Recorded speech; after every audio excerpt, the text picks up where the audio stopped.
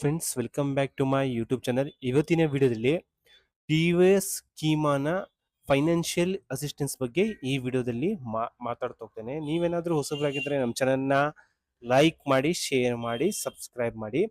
ಈ ಒಂದು ಫೈನಾನ್ಷಿಯಲ್ ಅಸಿಸ್ಟೆನ್ಸ್ನ ಯಾರೆಲ್ಲ ಅಪ್ಲೈ ಮಾಡ್ಬೋದು? ಇಲ್ಲಿ ಸ್ಕಾಲರ್ಶಿಪ್ ಅಂತ ಇದೆ.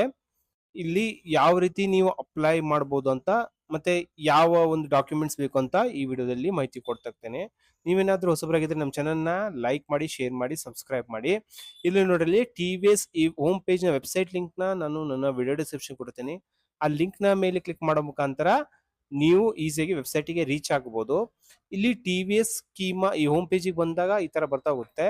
ಇಲ್ಲಿ TVS schema financial assistance for nursing students 2025 ಅಂತಿದೆ. ಇಲ್ಲಿ ಇದೇ ತರ ಡಿಗ್ರಿ ಸ್ಟೂಡೆಂಟ್ಸ್ಗೆ ಡಿಗ್ರಿ ಅಥವಾ ನರ್ಸಿಂಗ್, ಇಲ್ಲಿ ಯಾವುದೇ ಡಿಗ್ರಿ ಆಗಿರ್ಬೋದು, ಇಂಜಿನಿಯರಿಂಗ್ ಡಿಗ್ರಿನೇ ನಾನು ಹೇಳ್ತಿರೋದು. ಇಲ್ಲಿ ಇಂಜಿನಿಯರಿಂಗ್ ಡಿಗ್ರಿ ಮತ್ತೆ nursing students, BSc nursing students apply ಮಾಡ್ಬೋದು. ಇಲ್ಲಿ ಡಿಪ್ಲೊಮಾ ಸ್ಟೂಡೆಂಟ್ಸ್ ನ ಅಪ್ಲೈ ಮಾಡ್ಬೋದು. ಇಲ್ಲಿ ಇಲ್ಲಿ ಯಾವೆಲ್ಲ ಡಾಕ್ಯುಮೆಂಟ್ಸ್ ಬೇಕು ಅಂತಂದೆಲ್ಲ ನೀವು ನೋಡ್ಕೊಂತ ಹೋಗ್ಬೋದು.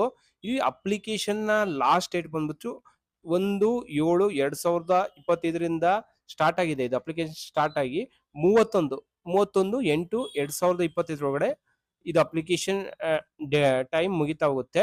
ಇಲ್ಲಿ ಗ್ರಾಜುಯೇಷನ್ ಯಾವುದೇ ಡಿಗ್ರಿ, ಇಂಜಿನಿಯರಿಂಗ್ ಡಿಗ್ರಿನವರು ಅಪ್ಲೈ ಮಾಡ್ಬೋದು. ಅದೇ ತರ BSc ನರ್ಸಿಂಗ್ ನಾನು ಹೇಳ್ದಂಗೆ ಅವರು ಅಪ್ಲೈ ಮಾಡ್ಬೋದು. ಇಲ್ಲಿ ನೋಡ್ರಿ ಯಾರ್ಯಾರಿಗೆ ಕೊಡ್ತಾ ಹೋಗ್ತಾರೆ ಅಂತಂದು ಇಲ್ಲಿದೆ. ಈ ಒಂದು ಟಿ.ವಿ.ಎಸ್ ಸ್ಕೀಮಾ ಫೈನಾನ್ಷಿಯಲ್ ಅಸಿಸ್ಟೆನ್ಸ್ ಬಂದ್ಬಿಟ್ಟು ತಮಿಳ್ನಾಡು ಸ್ಟೂಡೆಂಟ್ಸ್ ಮತ್ತೆ ಕರ್ನಾಟಕದ ಸ್ಟೂಡೆಂಟ್ಸ್ ಮಾತ್ರ ಅಪ್ಲೈ ಮಾಡ್ಬೋದು. ಇಲ್ಲಿ ನಾನು ಹೇಳ್ದಂಗೆ ಇಂಜಿನಿಯರಿಂಗು, ನರ್ಸಿಂಗು ಕರ್ನಾಟಕದಲ್ಲಿ ಓದ್ತಿದ್ರೆ ಅಥವಾ ತಮಿಳ್ನಾಡಲ್ಲಿ ಓದ್ತಿದ್ರೆ ಅಪ್ಲೈ ಮಾಡ್ಬೋದು. ಯಾರ್ಯಾರು ಅಪ್ಲೈ ಮಾಡ್ಬೋದು ಅಂತಂದ್ರೆ, ನೀವು KCT ಕೌನ್ಸಿಲಿಂಗ್ ಮುಖಾಂತರ ಅಡ್ಮಿಷನ್ ತಗೊಂಡಿದ್ದವ್ರಿಗೆ ಮಾತ್ರ ಈ ಒಂದು ಫೈನಾನ್ಷಿಯಲ್ ಅಸಿಸ್ಟೆನ್ಸ್ಗೆ ಅಪ್ಲೈ ಮಾಡ್ಬೋದು. KCET, COMEDK, ಇಂಜಿನಿಯರಿಂಗ್ ಕೋರ್ಸಸ್ ಯಾವ್ದಾದ್ರು ಕೌನ್ಸಿಲಿಂಗ್ ಥ್ರೂ ಅಡ್ಮಿಷನ್ ಆಗಿರ್ತಿರಲ್ಲ ಅಂತವ್ರು ಅಪ್ಲೈ ಮಾಡ್ಬೋದು. ಇಲ್ಲಿ ಕ್ಯಾಂಡಿಡೇಟ್ ಬಂದ್ಬಿಟ್ಟು 60% ಮಾರ್ಕ್ಸ್ ನ ತೆಗೆದಿರ್ಬೇಕಾದ್ರೆ ಸೆಕೆಂಡ್ PUC ಅಲ್ಲಿ ಅಂತವ್ರು, ಇಂಜಿನಿಯರಿಂಗ್ ಸೇರ್ತಿರೋರು ಅಥವಾ ನರ್ಸಿಂಗ್ ಓದ್ತಿರೋರು ಅಂತವ್ರು ಅಪ್ಲೈ ಮಾಡ್ಬೋದು. ಇಲ್ಲಿ ಆನ್ಯುವಲ್ ಇನ್ಕಮ್ ಬಂದ್ಬಿಟ್ಟು 8 ಲಕ್ಷದ ಒಳಗಡೆ ಇರ್ಬೇಕಾಗತ್ತೆ. ಇಂಜಿನಿಯರಿಂಗ್ ಕೋರ್ಸಸ್ ಬಂದ್ಬಿಟ್ಟು, ನರ್ಸಿಂಗ್ ಸ್ಟೂಡೆಂಟ್ಸ್ ಬಂದ್ಬಿಟ್ಟು 5 ಲಕ್ಷದ ಒಳಗಡೆ ಇರ್ಬೇಕಾಗತ್ತೆ.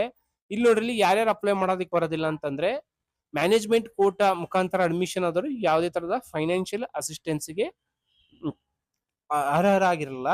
ಅದೇ ತರ ಡಿಪ್ಲೊಮಾ ಸ್ಟೂಡೆಂಟ್ಸ್ ಯಾವ ತರ ಅಪ್ಲೈ ಮಾಡ್ಬೋದು ಅಂತ ನೀವು ನೋಡ್ಬೋದು. ಇಲ್ಲಿ ವಿವ್ ಡೀಟೇಲ್ಸ್ ಅಂತ ಕೊಟ್ಟಿದ್ದೀನಿ.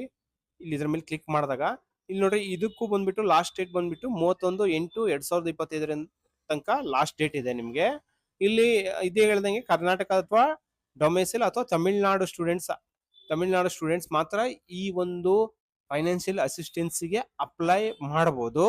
ಇಲ್ಲಿ ಮೆರಿಟ್ ಲಿಸ್ಟ್ ಮುಖಾಂತರ ಡಿಪ್ಲೊಮಾ ಕೋರ್ಸ್ ನಲ್ಲಿ ಅಡ್ಮಿಷನ್ ಆಗಿದೆ. ನಾನು ಹೇಳ್ದಂಗೆ ಡಿಪ್ಲೊಮಾ ಕೋರ್ಸಸ್ಗೂ ಏನಂತಂದ್ರೆ ಕೌನ್ಸಿಲಿಂಗ್ ಮುಖಾಂತರ ಅಡ್ಮಿಷನ್ ಆಗಿರ್ಬೇಕು. 60% ಮಾರ್ಕ್ಸ್ 10th ಅಲ್ಲಿ ತೆಗೆದಿರ್ಬೇಕು. ಆನ್ಯುವಲ್ ಇನ್ಕಮ್ ಬಂದ್ಬಿಟ್ಟು 5 ಲಕ್ಷಕ್ಕಿಂತ ಜಾಸ್ತಿ ಇರಬಾರ್ದು. ಮ್ಯಾನೇಜ್ಮೆಂಟ್ ಕೋಟಾ ಥ್ರೂ ಅಡ್ಮಿಷನ್ ಆಗೋರು ಯಾವುದೇ ತರ ಈ ಸ್ಕಾಲರ್ಶಿಪ್ಗೆ ಅರ್ಹರಾಗಿಲ್ಲ. ಇಲ್ಲಿ ನೀವೆಲ್ಲ ನೋಡ್ಕೋಬಹುದು ಯಾವ ರೀತಿ ಅಪ್ಲೈ ಮಾಡ್ಬೋದು, ಎಲ್ಲ ಏನಂತಂದು, ಏನೇನ್ ಡಾಕ್ಯುಮೆಂಟ್ಸ್ ಬೇಕಂತಂದು. ಇಲ್ಲಿ ಇದೇ ನೀವು 10th ಮೇಲೆ ಅಪ್ಲೈ ಮಾಡೋದಿದ್ರೆ 10th marks card, government based IT proof any family income ಬೇಕಾಗುತ್ತೆ. ಯಾವುದೇ ಒಂದಿದ್ರು ನಡೆಯುತ್ತೆ. ಇನ್ಕಮ್ ಟ್ಯಾಕ್ಸ್ ರಿಟರ್ನ್ ಇದ್ರೆ ನಡೆಯುತ್ತೆ, ಅಥವಾ ಸ್ಯಾಲರಿ ಸ್ಲಿಪ್, ITR ಏನ್ ಮಾಡಿಸ್ಬೇಕಂತ ಏನಿಲ್ಲ. ಸ್ಯಾಲರಿ ಸ್ಲಿಪ್, BPL ಅಥವಾ ರೇಷನ್ ಕಾರ್ಡು, ಇನ್ಕಮ್ ಸರ್ಟಿಫಿಕೇಟು, ಅಥವಾ ಇಲ್ಲಿ ಗ್ರಾಮ ಪಂಚಾಯತಿಯಿಂದ ಯಾವುದೇ ತರದ ಸರ್ಟಿಫಿಕೇಟ್ ಇದ್ರೆ, ರೀಸೆಂಟ್ ಪಾಸ್ಪೋರ್ಟ್ ಸೈಜ್ ಫೋಟೋಗ್ರಾಫ್ ಬೇಕಾಗುತ್ತೆ. ಕೌನ್ಸಿಲಿಂಗ್ ಏನಂತಂದ್ರೆ ಕೌನ್ಸಿಲಿಂಗ್ ನೀವು ಮೆರಿಟ್ ಬೇಸಿಸ್ ನಲ್ಲಿ ಕೌನ್ಸಿಲಿಂಗ್ ಅಡ್ಮಿಷನ್ ಆಗಿದ್ದೀರಾ ಅಂತಂದ್ರೆ ಅದು ಒಂದು ಫೋಟೋ ಬೇಕಾಗುತ್ತೆ, ಮತ್ತೆ ಅಡ್ಮಿಷನ್ ಪ್ರೂಫ್ ಬೇಕಾಗುತ್ತೆ. ಇಲ್ಲಿ ಇದೇ ತರ ಇದಕ್ಕೂ ಬಂದ್ರು ನೀವೇನಂತಂದ್ರೆ ಡಿಗ್ರಿ ನರ್ಸಿಂಗ್ ಬಂದ್ಬಿಟ್ರು ನೀವು ಯಾವ ತರದ ಡಾಕ್ಯುಮೆಂಟ್ಸ್ ಬೇಕಂತ ಇಲ್ಲೆಲ್ಲ ನೋಡ್ಬೋದು. ಇಲ್ಲಿ ಇದೇ ತರ ನಾನು ಹೇಳಿದೆ ಕ್ಲಾಸ್ 12th ಇಂಜಿನಿಯರಿಂಗ್ ಸ್ಟೂಡೆಂಟ್ಸ್ಗೆ ಈ ಒಂದು ಟಿ.ವಿ.ಎಸ್ ನ ಫೈನಾನ್ಷಿಯಲ್ ಅಸಿಸ್ಟೆನ್ಸ್ ಯೂಸ್ ಆಗುತ್ತೆ ಅಂತ ತಿಳ್ಕೊಬಹುದು ನೀವು.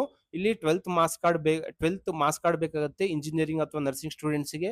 ಇಲ್ಲಿ ನೋಡ್ರಿ ಯಾವುದೇ ಒಂದು income tax return, salary slip ಯಾವ್ದಾದ್ರು ನಡೆಯುತ್ತೆ.